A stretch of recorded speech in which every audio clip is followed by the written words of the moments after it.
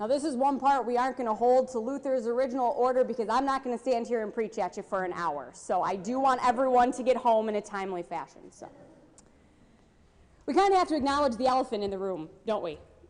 If you asked most people what was so special about today, most people would look at you and say a little confusedly, it's Halloween.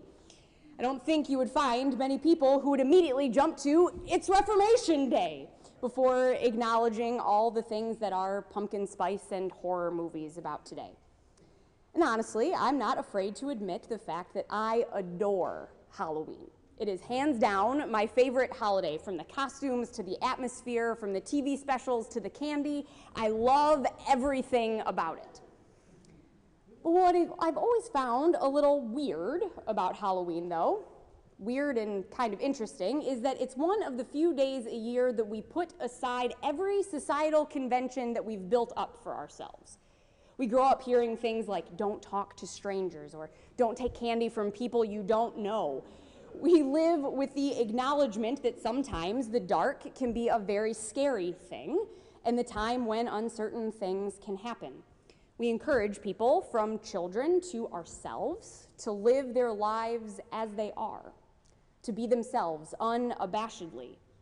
And then Halloween comes and we just throw all of that convention out the window. Go knock on strangers' doors, get candy from them, wander around your neighborhoods in the dark, and all the while do it while dressed up pretending to be somebody you aren't. It's weird, right? The way that we just throw all of our societal strictures out the window for this one night, because it's Halloween and, well, it's just what we do. There's one aspect of Halloween, though, that I think we carry with us well beyond October 31st, and that is the concept of dressing up and wearing masks. Okay, maybe not literal masks, but sometimes that call to pretend to be something you're not pulls us well beyond the confines of this one singular day a year. We all have different roles we play in our lives, different masks or costumes that we put on to get through the day. We do it at work, we do it when we're at the grocery store, sometimes we even do it at church. Sometimes the person that we know deep down that we are is not the person that we want the rest of the world to see. And so we dress it up, put some makeup on it, and go out into the world convinced that we've put on the proper costume so that no one will see what's really underneath, who we really are. It is into this lovely picture of human psychology that our dear Martin Luther joins us. Because in so many ways, Luther tried to do the same thing for so much of his life. From his earliest years, he wore the mask of wanting to be the proper and dutiful son. Despite coming from a peasant background, his parents wanted nothing more than for him to be a lawyer, to grow up and make something of himself, to raise himself up to something higher than they grew up to be.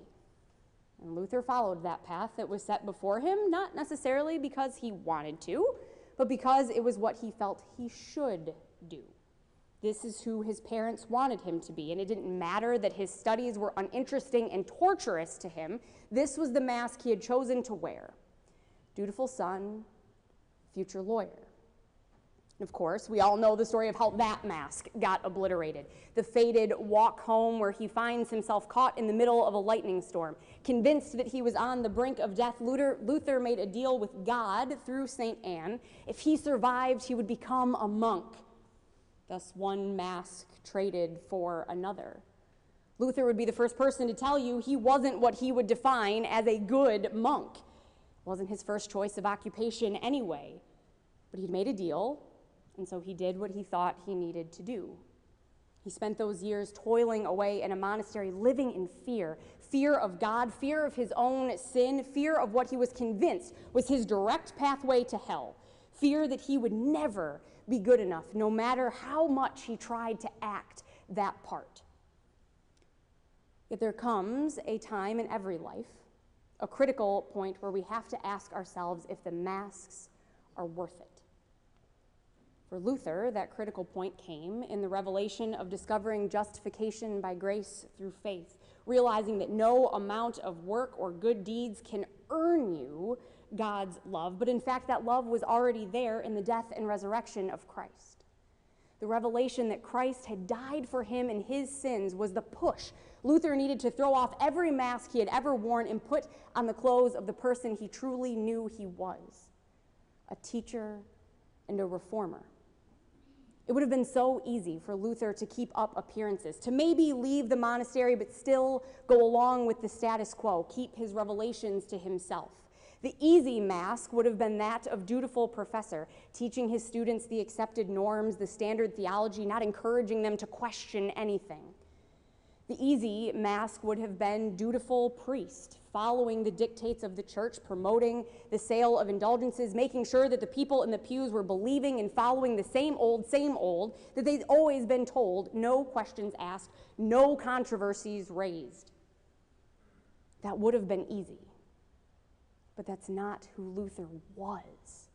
And thankfully for all of us, he chose the difficult path of living in the world as the person he was and wanted to be, not as the person everyone thought he should be.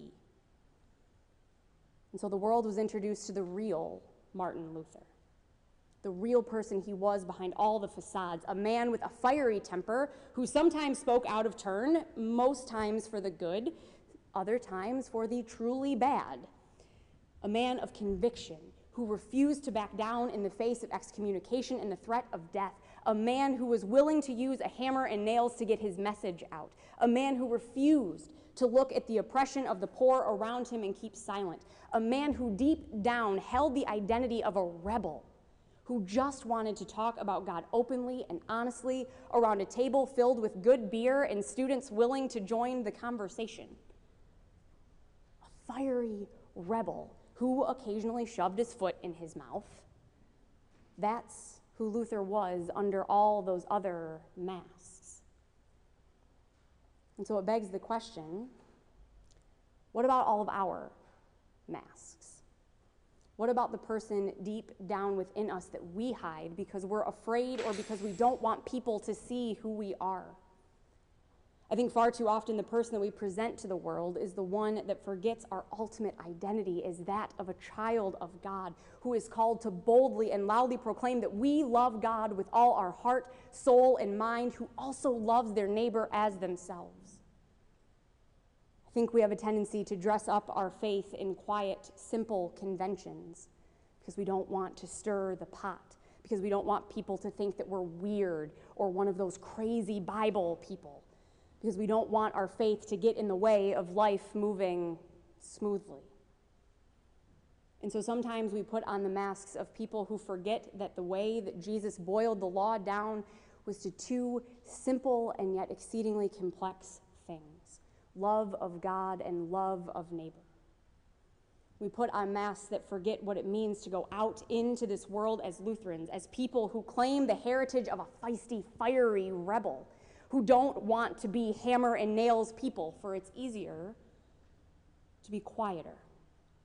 We don't want to be here we stand people. It's easier to be passive.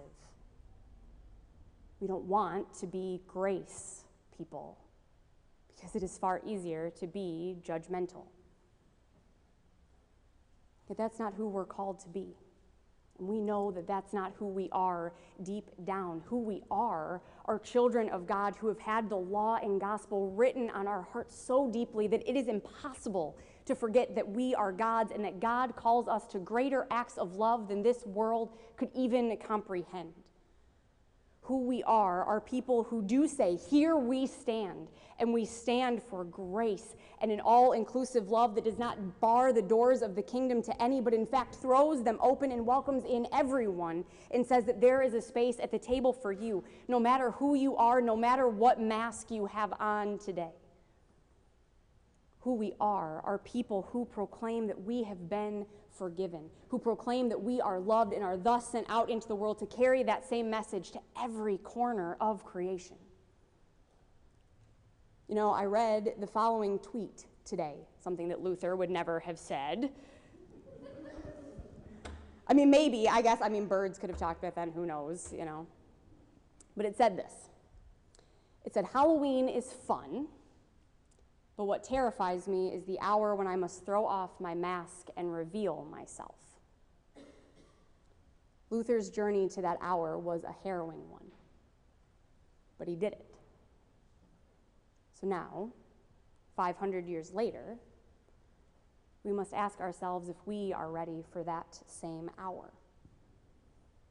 We must ask ourselves, what masks are we wearing even now?